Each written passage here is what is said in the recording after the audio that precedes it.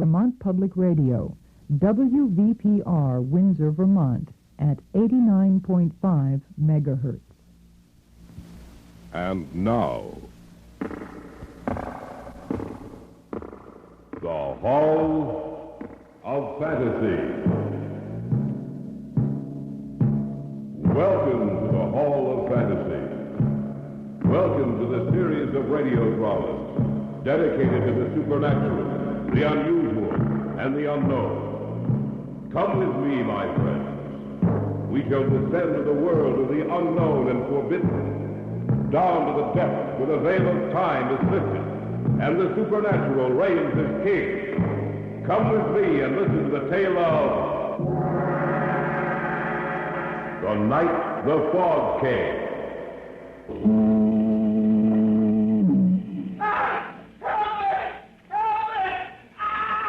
It came from our right. We'd better take a look. Come on. We're getting close to the lake.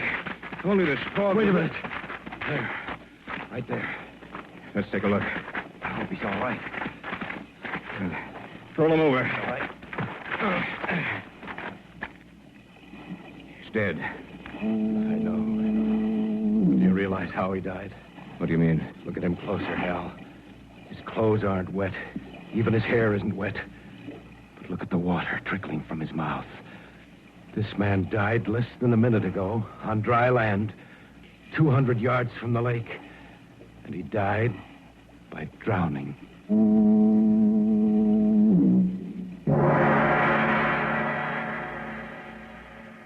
In just a moment, the Hall of Fantasy will present The Night the Fog Came.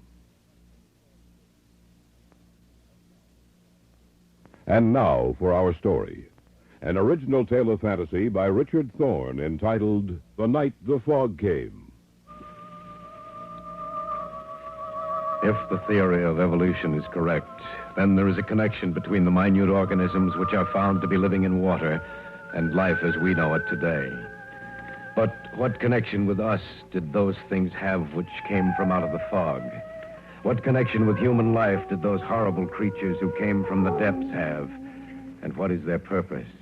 Why did they suddenly appear and destroy, then vanish as suddenly as they had come? I shall tell you as much as I know about it. Listen to the tale of The Night the Fog Came. The first inkling of their existence came to us as we were going through some routine research. I dropped over to the lab to see Hal. Harold Enroth was perhaps one of the foremost men in his field. Our friendship stretched back for many years. I'd been away for a while, and so I dropped in at the lab to see him one morning. Jeff, you old dog, you're a sight for sore eyes. How are things going, Hal? Fine, couldn't be better. How'd you like your vacation? I can't wait till next year. I hated to come back. You know, Jeff, I'm glad you dropped in. I have a little problem. Oh? What is it, money? No, not that. Here, I'll show you. Pull those blinds, will you? Sure. Yeah, that's fine. There you are. I have a specimen here on the slide. I want you to take a look at it. Go ahead. Turn the projector on. All right. There. What do you think of that? I don't know. It looks like some form of water life. But I don't think I've ever seen it before. This has been enlarged 100 times. There's no use trying to recognize what it is. It's a form of water life completely unknown to us. A new form of life. Where did you get this? It's a specimen of water one of our field researchers took from the westernmost tip of Lake Superior, somewhere near the Wisconsin-Minnesota border. Have you contacted anyone else about it? No. Why not? Well, it's... Come on. Don't try to avoid telling me, Hal. We know each other too well for that. All right. Listen to me, Jeff, all right? Everything I say is fact. I've conducted countless tests to discover what I do know about this form of life. That thing is able to reproduce itself. A Hydra type? Possibly. But that's beside the point right now. What's more important, all trace of the other organisms in that drop of water has disappeared. Are you serious? Of course I am. And another thing, there was a little mist hovering above what was left of the water. A mist? That's what I call it. Something like fog. Why, that's impossible. No, it's not. I know that when the water evaporated, it should have been dispersed into the air. Eventually it was, but not for several hours. Oh, I'm sorry, Hal. I still can't... Here, I'll show you. We have a little of the water left. It's over here in this jar. You can see for yourself. Well, it looks just like ordinary water. I know it does. But believe me when I say it isn't. Now, it'll take just about 3 minutes.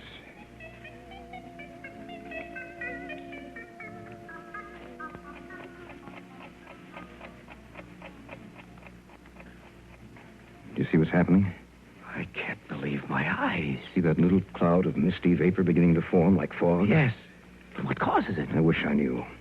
Our field men say the conditions up there are getting to be unbearable. The whole area for 100 square miles is almost covered completely by this fog. What are you going to do? Well, I'm going up there myself. And, Jeff, if I send for you, will you join me? Of course. I may need you. I may need everyone I can get. It's begun to play on my mind, Jeff. Somehow I think there's something in back of this. Something the likes of which the world has never seen. Something evil.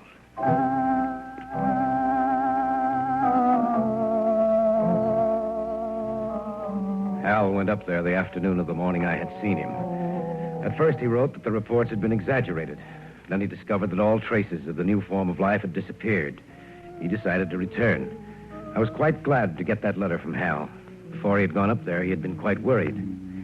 The only thing I couldn't understand was what had become of the new water life form. The day before he was to return to the city... Hello? Jeff, this is Hal. Where are you? I thought you... I had them put me through direct to you, Jeff. I need your assistance. What's the matter? I've already called Arnold Simpson and Jack Rackham. They've agreed to come. I need you too, Jeff, just as soon as you can possibly make it. Don't worry, Hal. I'll be there. Remember, as soon as you can possibly make it.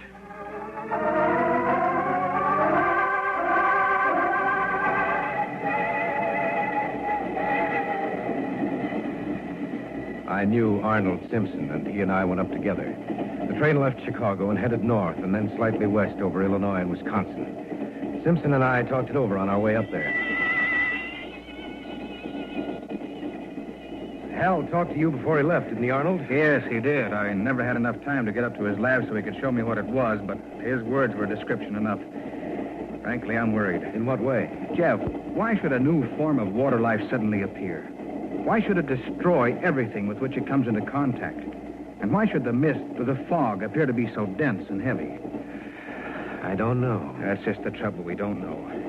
Where has this form of life been, or did it just develop? What's its reason for being here? Perhaps we'll find the answers to those questions when we get there, Arnold. Perhaps. But I'm convinced of this much, Jeff. Whatever it is, whatever that fog is hiding, poses a new problem for us. A problem which may be unsolvable, and which could very well destroy the human race.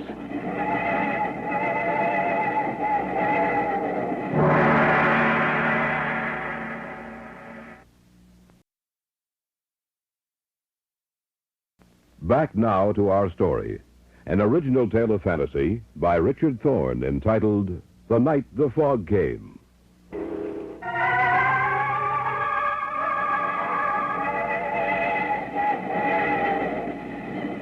Simpson seemed disinclined to talk, so we spent the remainder of the trip in silence, both of us lost in our thoughts. We arrived at the town and then hired a car to take us to the little village, where we would find Hal Enruff. The closer we came to our final destination, the darker the sky became, and the air was heavy with a mist which was both damp and clammy. It was an old rickety car, and the roads were little better than the ground on either side of it. The car stopped a few hundred feet from our destination. You gotta walk the rest of the way. You said you'd drive us all the Look, way. mister, I come farther than I was going to in the first place. I ain't no mood to go into the woods up there. If you're gonna go, then you walk in. Jeff, can't you do something? I don't think so.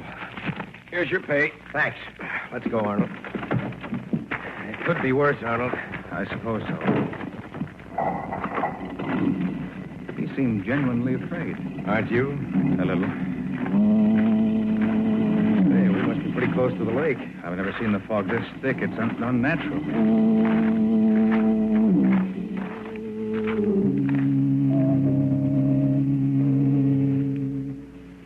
Eventually, we made it up to the house. Hal was there waiting for us and showed us where we would sleep. Through the window, I could see that the fog seemed to be getting thicker.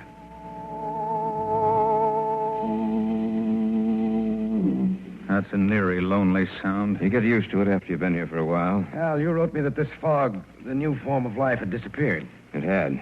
But 2 days ago, it suddenly reappeared. And with it, the fog returned. Then there must be a connection between the two. Yes, but what? I haven't any idea. Look, I have to go down to the village for some food. We don't have enough here to feed 4 of us. Will you come with me, Jeff? Certainly. I'll be right back, Arnold. It's only about a mile away near the lake. Go ahead. That trip made me tired. I think I'll take a nap.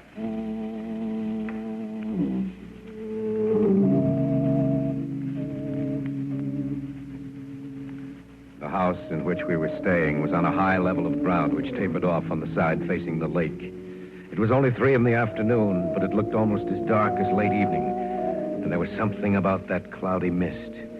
It was cold and clammy and smelled strongly of the lake. I don't see how you were able to stand it up here by yourself. Well, I had a lot of things to interest me. I was all ready to meet you at the station, but then when I got your call, I didn't know what to think. I wish I could understand this, Jeff. The fog disappeared when the water life disappeared. When signs of this strange new form of life showed again, the fog came back. Why? Maybe we can find the answer to that. Well, I hope so. Actually, the sound of that foghorn does get on your nerves. Yes, I can imagine it would. You know, if this were a clear day, you could see the village from here. Oh? Actually, it's just a tiny resort town for fishermen and hunters. And it's located right on the westernmost tip of the lake. Imagine it must... It came from our right. We'd better take a look. Come on.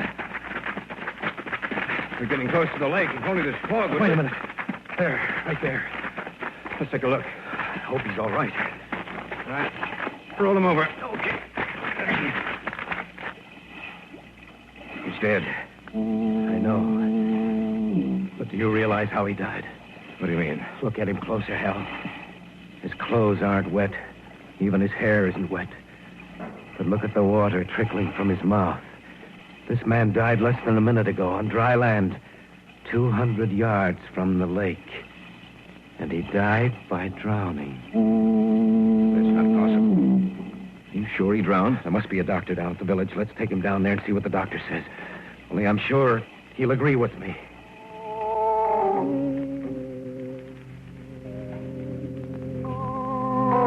Together, we carried the man down to the village. Luckily for us, he was of slight build, not too heavy. It took us almost half an hour to get him down there. When we finally did arrive, it took another few minutes to locate the doctor. What do you think, Doctor? Get them out of here. All right. Will you please wait outside? The doctor can't work with you in here. He's just like all the others, ain't he, Doc? Please wait outside. Thank you. What did he mean by he's just like all the others, Doctor? Just what he said. Ever since this fog has settled down again, 5 people have died. All in the same way? Yes. You mean by drowning? That's right. I can't understand how this man we found could die by drowning when he wasn't in the water. No, he reached him about a minute after he screamed. How could he drown? Professor Enroth, I've been asking myself that same question about all the others. I've been almost half insane these past 2 days trying to find the solution. And Dr. Craig, this fog, has it always been like this in the area? No, not until about 2 months ago. Which coincides with the time we first discovered that new form of water life. What did you say? Nothing, Doctor. We're doing a little research work up here, that's all. If this keeps up, I'm afraid of what might happen. I've never seen anything like it before. The fog, those deaths, how can they be explained? We don't know, Doctor. We just don't know.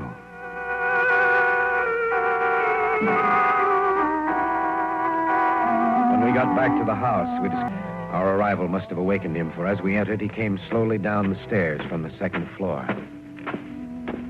Need any help? No, we can manage, but come out to the kitchen with us. What's the matter with you two? We found a dead man on our way to the village.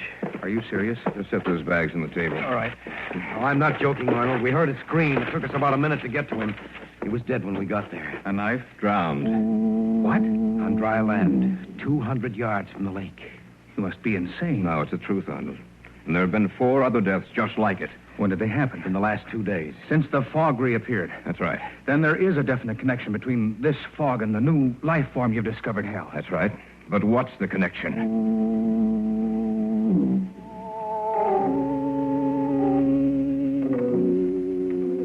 We'd gotten back to the house about 6 o'clock. It was about 7 that it happened. Simpson said he was going outside for a minute. He opened the door. I just want to get outside for a bit. Good heavens. What's wrong? Take a look.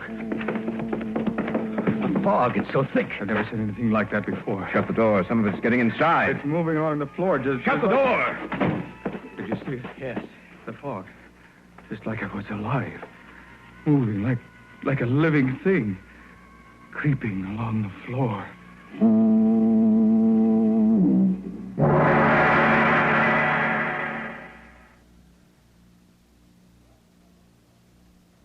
Back now to our story.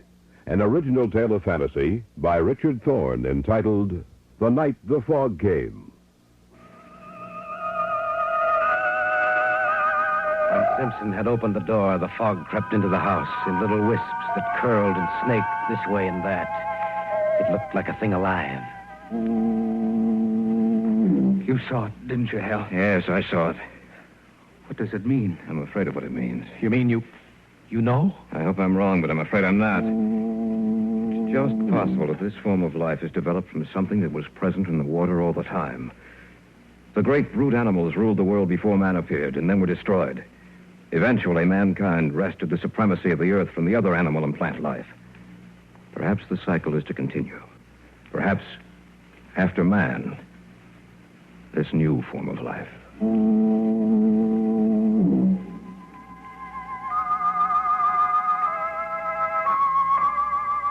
As the minutes passed by, we noticed that little slips of the fog began inching their way through every opening of the house. It was Simpson who pointed down at the bottom of the door and first brought it to our attention. We began to plug up all the openings in the house. At first, we did it slowly, but as time passed, we worked faster and more feverishly.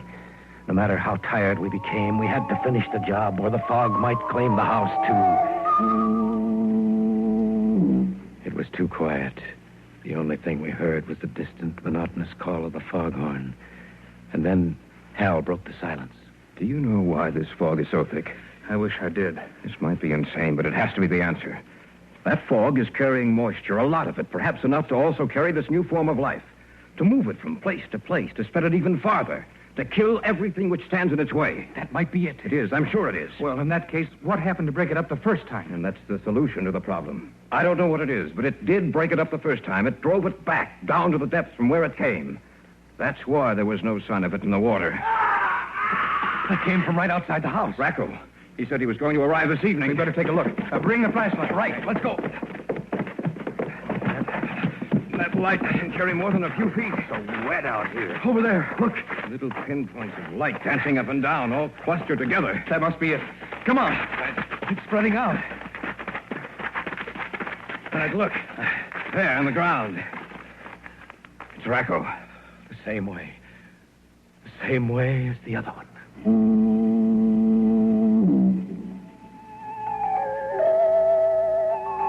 The little specks of dancing luminescence had withdrawn from Racco's body, but now we noticed that there seemed to be more of them. We carried the body back to the house. We'd forgotten to close the door behind us, and some of the fog had gotten inside. It wasn't too bad, however, and little by little it began to disperse. Look out that window. Yes, I see them. Gathering together with a whole mass, getting larger and larger all the time. Separating like the Hydra. It must be destroyed. Yes, but how? They created the fog. That must be the only way they can travel on land. They must have a basic water carrier. Have you realized what this means? What are you getting at? The area this fog now covers is 100 square miles. Every animal in this area may lose its life. And then what happens? They divide again and again and again. And the area of the fog keeps getting larger all the time. If it isn't stopped now, while we still have a chance, it may never be stopped. And I ask you the same question, Simpson. How? I don't know. Someone's outside. Let them in quickly. They're moving towards the house. Oh, thank goodness. I didn't think I'd make it. It's a miracle that you did. Sit down, Doctor. Thank you. I was out on a call on my way back to town. I noticed how thick the fog was. And then I noticed the animals lying dead in the forest. The smell of their death was in the air. I continued on towards the town. And then I saw the bodies lying just where they had fallen. The whole town seemed to be covered by a strange luminescent mass which in some manner moved.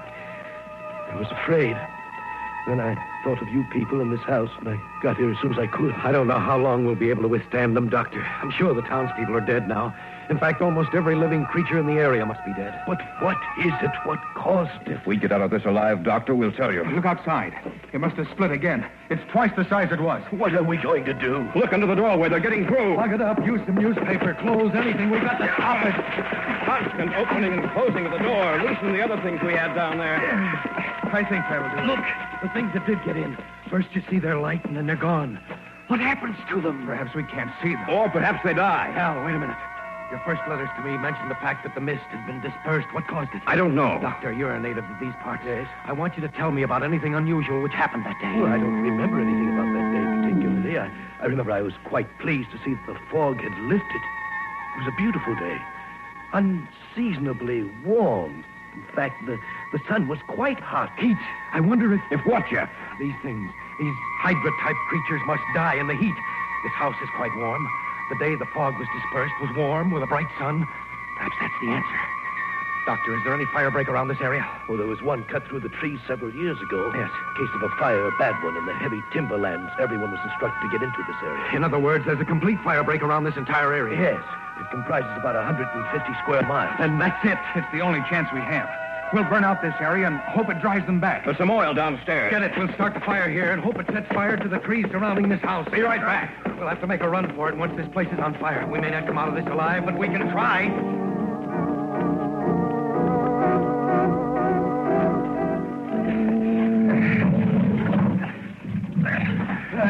The last one. Good. Now, everybody knows what... You'd better light it. Those things outside, they're going to get in. Each man will carry a torch. Yes. All right, light your torches. All right. And then set fire to this house. All right. Lighting mine. All right. And yours now. All right. One more. Right. Under the door. They're pouring in under the door. Set the house on fire.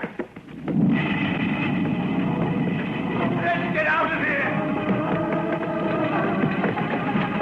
No matter what happens, keep holding those torches. They're afraid of fire. All right, make a run for it. Come on, Doctor. Forget him. Come on, run for you.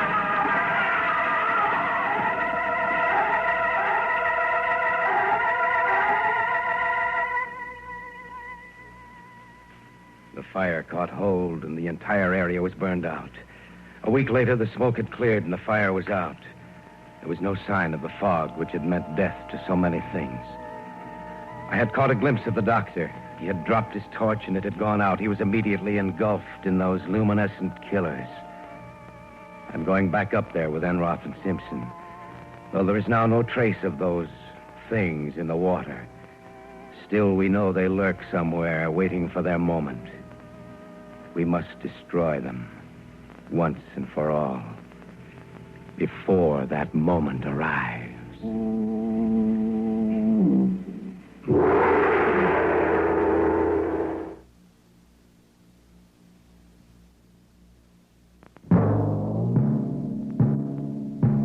So runs tonight's tale of the unusual, the terrifying, the unknown.